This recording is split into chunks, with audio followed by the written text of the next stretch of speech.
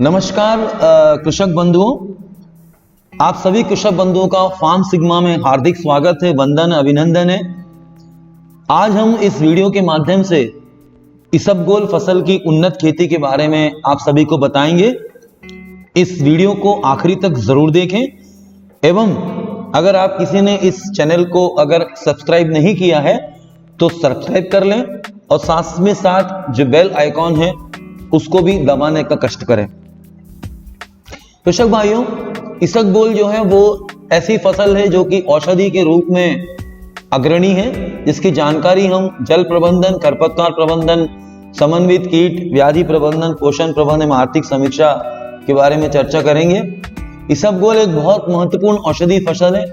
इसका निर्यात में इसका प्रथम स्थान है। भारत में इसबगोल उत्पादन क्षेत्रफल में यह पहला स्थान है और मध्य प्रदेश में जो इसबगोल है वो बहुतायत रूप से सिर्फ और सिर्फ नीमच, रतलाम, मंदसौर, उज्जैन एवं शाजापुर मतलब उज्जैन संभाग जो है उसमें ही एक ही संभाग ऐसा है जिसमें इसबगोल की खेती की जाती है। वर्तमान में ये 120 करोड़ के मूल्य का जो इसबगोल जो है वो निर्यात हो रहा है। खास करके इसबगोल जो है वो पेट की सफाई, कब्जियत, जब ये जो है खास करके इसबगोल जो है वो महिलाएं जो है उनके लिए इसबगोल का सबसे ज्यादा सेवन महिलाओं द्वारा किया जाता है।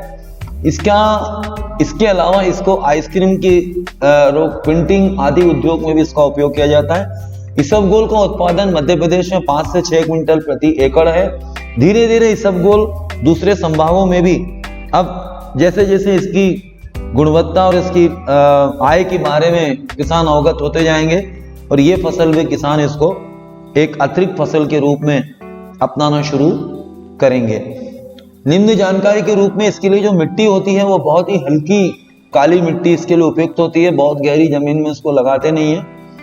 ये जो है इसके जो किस्में हैं इसका जो पीएच मान है वो 7 से 8 होता है और इस पीएच मान में जो है इसको जितने भी तत्वों की जरूरत पड़ती है वो इन्हीं इस पीएच मान में जमीन में विद्यमान रहती है। इसकी जो किस्में हैं जैसे गुजरात इसबगोल, इंदौर इसबगोल, मंदसौर इसबगोल, ये सब जो प्रजातियां हैं ये वहीं से विकसित की हैं। कृषि अनुसंधान केंद्र जो आंचलिक अनुसंधान केंद्र मंदसौर कृषि महाविद्यालय में इसका अनुसंधान कार्य होता है। इसकी अवधि 3 से 4 महीने है और इसका बीज दर 3 से 4 किलो है।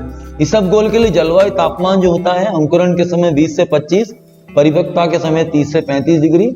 इसके लिए ठंडी और शुष्क जलवायु जो है इसके लिए आवश्यक होती है और यह बिल्कुल मुख्य रूप से सिर्फ रबी मौसम में ही इसकी खेती की जाती है। इसका जो बुआई का समय है वो है किसान में अक्टूबर से नवंबर। इसका बीजोपचार बहुत जरूरी करना आप देख रहे हैं। इसके जो बीजोपचार है वो कार्बनडाजिम, मैनकोजेब और संभावना हो तो हमें जो जैविक फफूंदनाशक है ट्राइकोडर्मा है जैसे अलग से और एक बार पृथक तरीके से सुडोमोनास से भी कर सकते हैं। एज़ोटोबैक्टर जो कल्चर है वो इसमें देना जरूरी, क्योंकि जो इसबगोल है वो दलहन नहीं है, इसलिए जो दलहन नहीं होती उसके लिए नाइट्रोजन फिक्सेशन के लिए हम एज़ोटोबैक्टर कल्चर को 10 ग्राम प्रति किलोग्राम बीज की दर से इसको उपचारित कर लेते हैं। इसका जो उत्पादन है वो इसमें जो है गहरी जुताई करना चाहिए। अगर हम उत्पादन अच्छा करना है तो इन बिंदुओं के ऊपर किसान कार्य करे। मिट्टी परीक्षण करवाना जरूरी है क्योंकि जो इसबगोल है उसका जो पीएच है वो 8 तक है, इसलिए सब पीएच देखना जरूरी है। इसके अंदर में जो हम रोटावेटर करते हैं उसके पहले गोबर की खाद में ट्राइकोडर्मा, सुडोमोनास माध्यम कल्चर से उपचारित कर लें। अच्छी प्रजाति का उनको चुनाव करना, जो प्रजातियां बताई गई हैं वो सारी का प्रजातियां आपको जिस उज्जैन पूरे संभाग में जो है ये प्रजातियां उपलब्ध है और उपचारित करके ही हम बीज को लगाएं। ऊंची क्यारी पद्धति पे आजकल करने लग गए हैं किसान। फव्वारा सिंचाई इसमें कारगर है, लेकिन अभी धीरे धीरे इसके ऊपर भी अनुसंधान कार्य किए जा रहे हैं। समन्वित कीट एवं व्याधि प्रबंधन अपनाएं जिससे कि हम इसको आर्थिक नुकसान क्षमता से ऊपर रख सकें। इसबगोल फसल की जो पौध रोपणी विधि होती है वो कतार से कतार के जरिए 30, पौधे से पौधा 5 से 10, बुआई की गहराई 2 से 3, ज्यादा गहरा बीज हमको नहीं बोना है, नहीं तो अंकुरण होने में इसमें थोड़ी बहुत दिक्कतें आ सकती है। सिंचाई प्रबंधन जो है इसको खेती करते वक्त पौधों को सिंचाई की अधिक जरूरत नहीं पड़ती, हल्की हल्की सिंचाई हमको इसमें करना चाहिए। बीज के अंकुरण कम है तो खेत में कम 4 से 5 एक बार हल्की सिंचाई जो पलेवा हम बोलते हैं वो कर देना चाहिए। पलेवा करने के बाद हम जो है इसबगोल जैसे हमारी जो खरीफ की फसल कटने के बाद हम गहरी जुताई कर देते हैं, रोटावेटर कर देते हैं, हमारे सब पूरा जब प्लैंकिंग वगैरह जब हम समतल कर देते खेत को पाटे से, उसके बाद हम इसमें हल्की सिंचाई दे देते हैं। उसके बाद अगर हम बीज बोएंगे तो अंकुरण जो है 70 से 80% हो जाता है।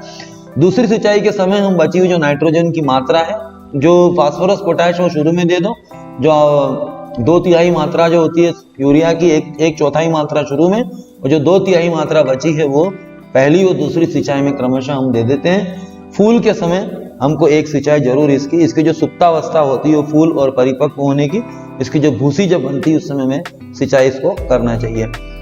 इसकी जो खरपतवार है वो नियंत्रण के लिए पारंपरिक विधि, यांत्रिक और रासायनिक विधि, खास करके इसमें फ्लूक्लोरेलिन जो कि हम पहले डाल देते हैं, और बुआई के बाद जो है और अंकुरण होने से पहले हम पेंडामिथालिन का छिड़काव कर सकते हैं। कीट एवं व्याधि प्रबंधन, इसमें दीमक की खास करके शिकायत आती है। दीमक के लिए हम जो है कच्चा गोबर जो है वो हम हमारे खेत के आसपास रख दें, और उसके बाद में नीम खली जो है उसका उपयोग कर सकते हैं। कार्बोफ्यूरान, क्लोरोपाइरिफास है।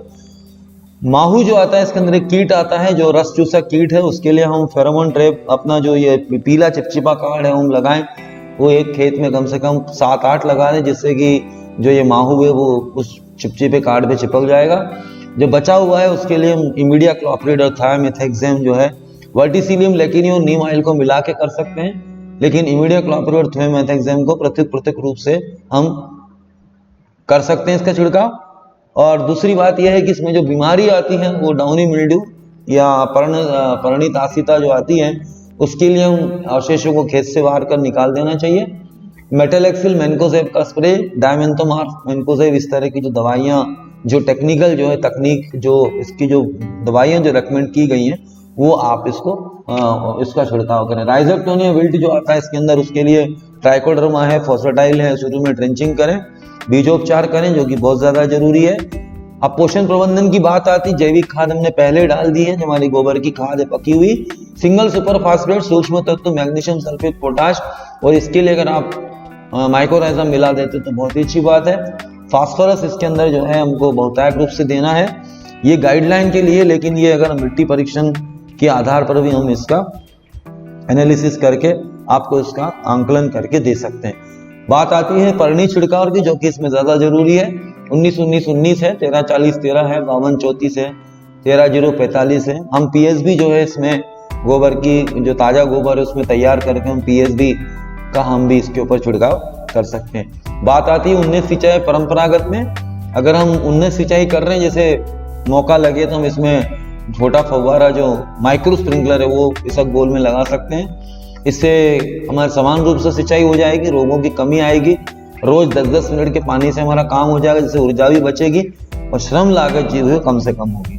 बात करते हैं हम लोग इसबगोल फसल की आर्थिक समीक्षा की, तो इसकी जो कुल लागत है वो 14,100 रुपए, इसकी जो अतिरिक्त खर्च जोड़ते तो 15,510 रुपए, और इसका जो मूल्य है वो करीब देखिए, अगर हम अच्छी खेती करते हैं तो इसबगोल भी हमको 32,490 रुपए शुद्ध आय दे ही देता है।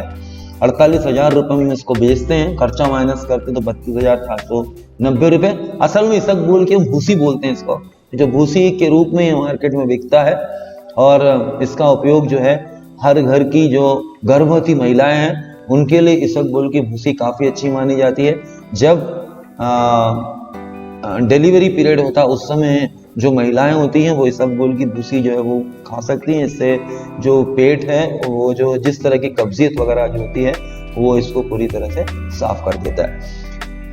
अब हमारा जो फार्म सिग्मा मोबाइल एप्लीकेशन है, इसके द्वारा हम हर तरह की जानकारी, हम हर फसलों की जानकारी प्ले स्टोर में जाएंगे तो उसको डाउनलोड करें। हमारे जो जितने हमारे मंदसौर, नीमच, हमारे जो जिन संभाग के वेंडर हैं उनसे जो किसान भाई लोग जुड़े हैं वो इसको जो है प्ले स्टोर में जाकर डाउनलोड करें। हम लोगों ने हर डीलर जो हमारे विक्रेता हैं उनके हम लोगों ने बार कोड भेजा हुआ, बार कोड से सीधे डाउनलोड कर सकते हैं। मौसम पूर्वानुमान हमको मिलता है, मंडी भाव के अपडेट्स मिलते हैं, व्यक्तिगत सलाह भी हम आपको दे सकते हैं। इस तरह की जानकारी हम देते हैं। मेरी वाणी को विराम देने से पहले मैं कहना चाहूंगा कि ये किसान भाई इंस्टाग्राम और फेसबुक में जो पेज में भी जाकर के उससे भी जुड़ सकते हैं, उसमें भी आपको इस तरह की सारी जो जानकारियां हैं वहां पर भी उपलब्ध हैं। इसी के साथ मैं अपनी वाणी को विराम देता हूं। धन्यवाद। जय हिंद, जय भारत।